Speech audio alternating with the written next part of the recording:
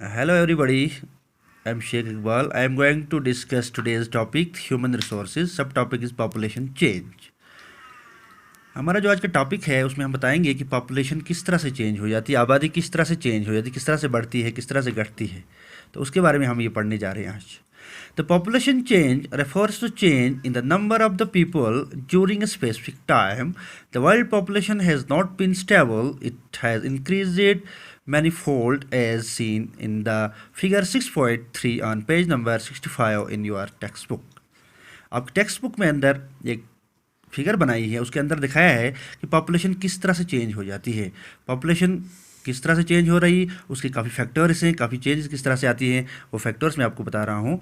Change occurs due to the births and deaths. जब births हो जाते हैं, डेथ्स हो जाते हैं, उसके कारण जो हमारी पॉपुलेशन है वो चेंज हो जाती है।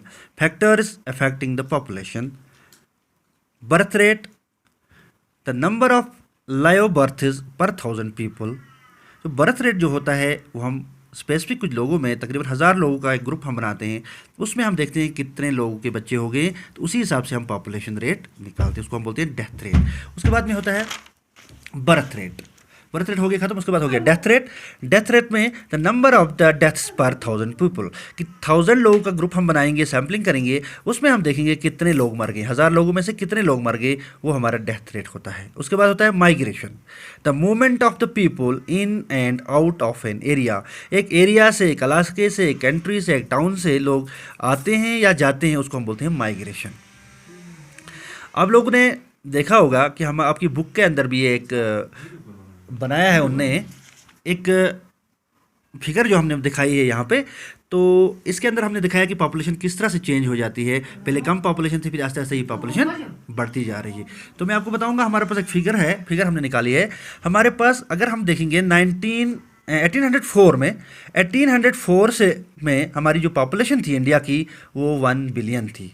उसके बाद में जब हमने देखा 1959 में ये पॉपुलेशन जो है 155 साल के बाद जब हमने देखा, 155 ईयर्स बाद जब हमने देखा, तो ये 3 बिलियन थी। दैट मीन्स ये इसका ट्रिपल हो गया था, डबल के बजाय ये ट्रिपल भी हो गया था। तो जब उसके बाद हमने 40 साल बाद फिर इसको चेक किया, 1999 में इट वाज 6 बिलियन, तब जाके हमारी पॉपुलेशन 6 बिलियन हो गई थी।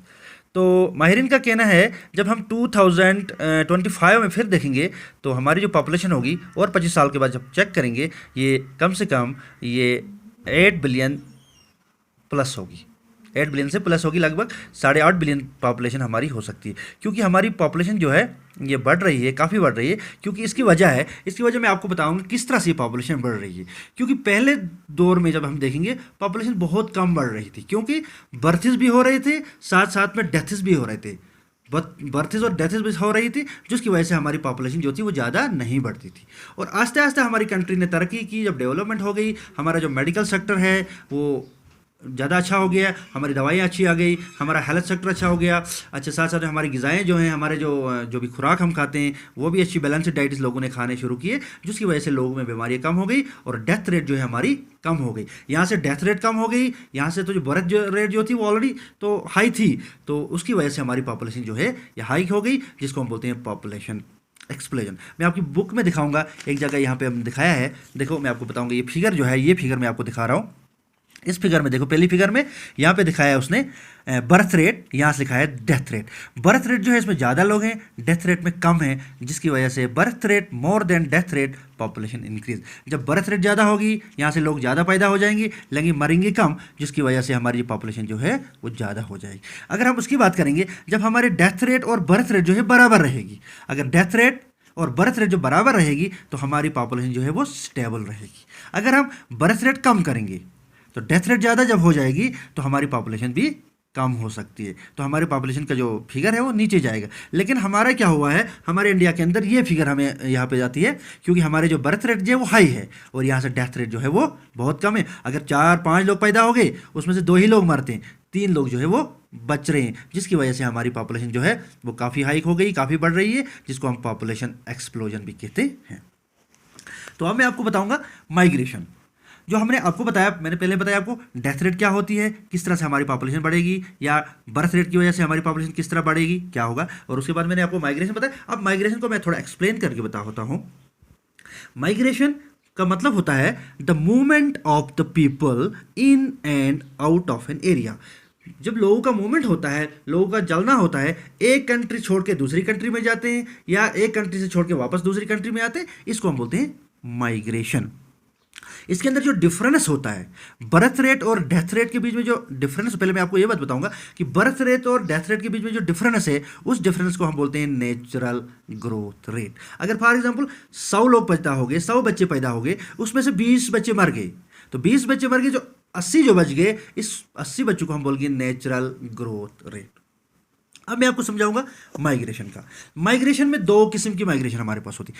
एक को बोलते हैं हम इमिग्रेशन, जिसको हम आउट माइग्रेशन बोलते हैं, दूसरे को भी बोलते हैं हम इमिग्रेशन, लेकिन स्पेलिंग का फर्क है। तो पहले वाला जो है EMI से है और दूसरा वाला जो है IMMI से है, इमिग्रेशन। इसको हम बोलते हैं इन माइग्रेशन।